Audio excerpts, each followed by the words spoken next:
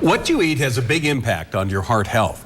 And Americans have a history of eating things that aren't so great for our bodies. Recently, I sat down with cardiologist Tim Malins to talk about America's struggle with weight. Here's Your Heart and You. Dr. Malins, America seems to be a country with a weight problem. How does that impact our hearts? Well, it's an epidemic, really, in this country. If you look prior to 1900, we didn't really have an obesity problem. And since then, we've had, and even more so really in the 70s, 80s, and up until now, we've had a terrible epidemic of both obesity, overweightness, as well as diabetes. And that's really because the Western diet of what we've come to know, very energy-dense foods, so sugars, carbohydrates, and fatty foods. And it's cheap for us to intake, and it's also profound everywhere in our diets, and it's a problem. When I had my heart problems, which I still live with today, they say stay away from the processed foods. Why?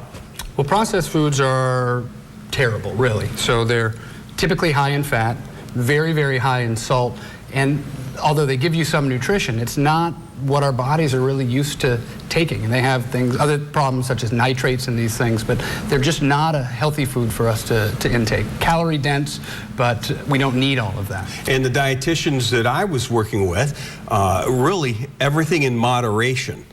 To the point where in my house we had smaller dinner plates. So it looked like you were getting more food, but it worked. Well, if you really want to lose weight, and I've had very good success with my patients with this. A lot of it is carbohydrates, because as I mentioned in a previous segment, our bodies aren't used to tolerating these real high carbohydrate diets, and the Western diet is just chock full of carbohydrates.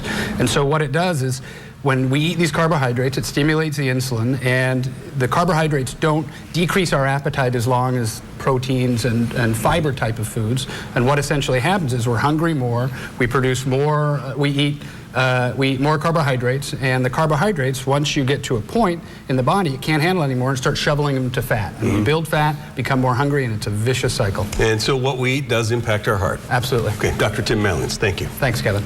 We look at Your Heart and You twice a month on News 8 at 5:30. For more, go to rochesterhomepage.net.